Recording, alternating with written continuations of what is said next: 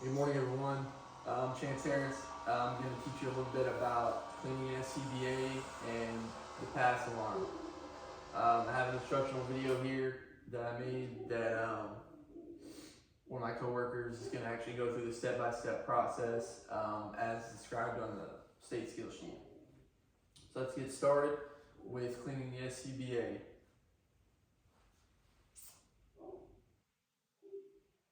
The first step, you're going to follow all manufacturer's recommendations. So that could vary. That could vary between Scott MSA or Draeger, whatever air pack you use. We use Scott and Fort Worth. Then we're going to inspect. The first step really is inspecting the air pack. We're going to inspect all high pressure hoses, all low pressure hoses, the mask, the straps, the waistbands, the bottle, the connections, the reducing block. You want to make sure all that stuff's obviously in good working order. The pass device, which we'll talk about a little bit more in depth later. Make sure there's no cuts or anything like that in any of your hoses. Obviously, this thing can save your life, so it's something that you want to take very seriously. Jordan's gonna inspect this. And again, he's just looking over all the straps. I like to have my straps all the way out. Makes it easier to put on. You want to make sure that everything's good to go. Then you're going to remove the face piece from the regulator real quick, just a turn. You're going to then take the bottle off the air pack. Again, real quick, you just undo this little belt. You undo that. This little thing snaps in and the bottle slides right off. Real simple. Then you're going to rinse them all with clean water. We're then going to take a mild soap and a soft bristle brush, and we're just going to scrub the entire air pack and the bottle, and that's going to just get rid of all debris or sheetrock, dust, insulation, any type of debris that could get on the air pack in a fire. Just doing that.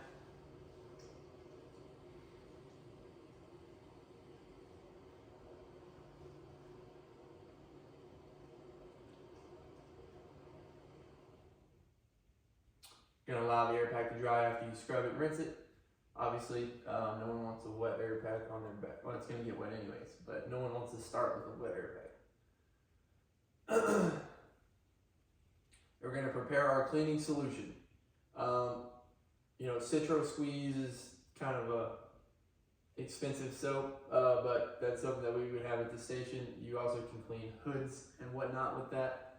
And then your bucket solution. We would then submerge the mask in the cleaning solution and allow the mask to dry. The mask is one of those things, obviously you wear it on your face. So you want that, in my opinion, to be very clean and rinsed off. I don't want any soap still on it or anything like that. Air pack, not as critical. And then he is scrubbing the regulator and the hoses with the same solution, the same Citro Squeeze.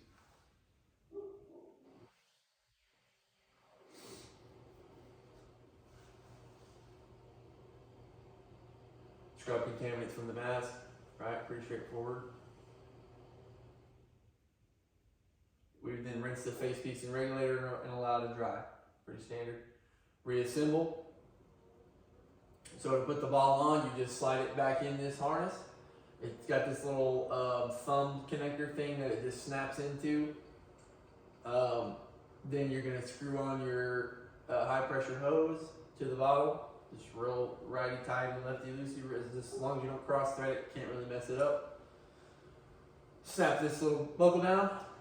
Regulator clipped in. You then would want to re-inspect it to make sure that you put it back together correctly, right? And that there's no damage within the cleaning process that we may have missed.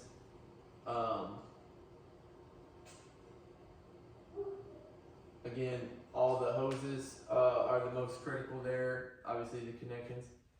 And then you complete all necessary paperwork that your department may require.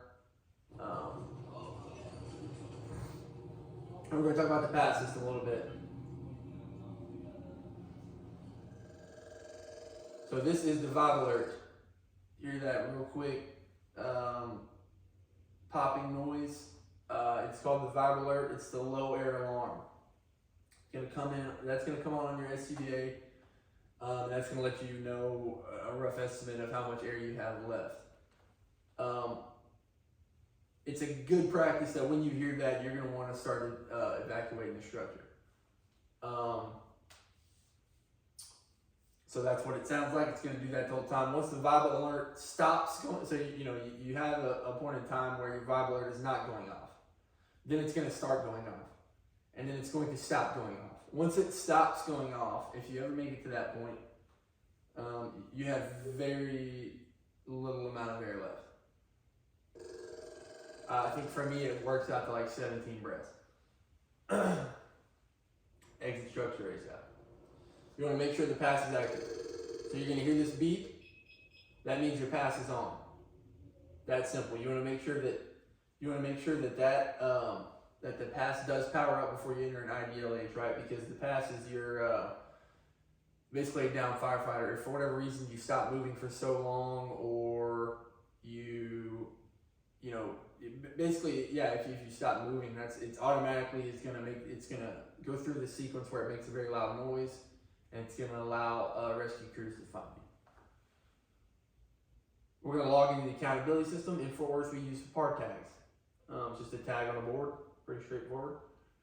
We always work in teams of two. You want to establish 2 in and 2 out before any type of interior operations. I think that's a TCFP thing, NFPA. So in an emergency, you want to press this red button. That's going to activate your pass alarm to what's called full alarm. It's going to sound something like this. And you just want to let that go until somebody finds you. At that point, super loud. I'm not sure how well you can hear it on the video, but it's a super loud beeping noise.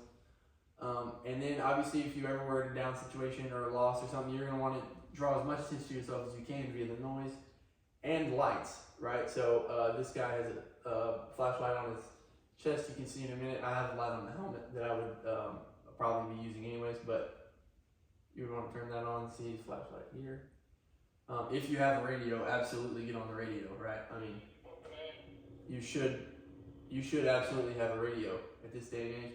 Most importantly, remain calm, stop and think. That's going to save you more than any rescue crew would, right? I think, don't remember the exact stat, but a large portion of firefighters that get downed rescue themselves. As far as chances of survival, you want to rescue yourself above all. So this is going to help you with that if you can. And thanks for watching. There's a multi-alarm apartment fire.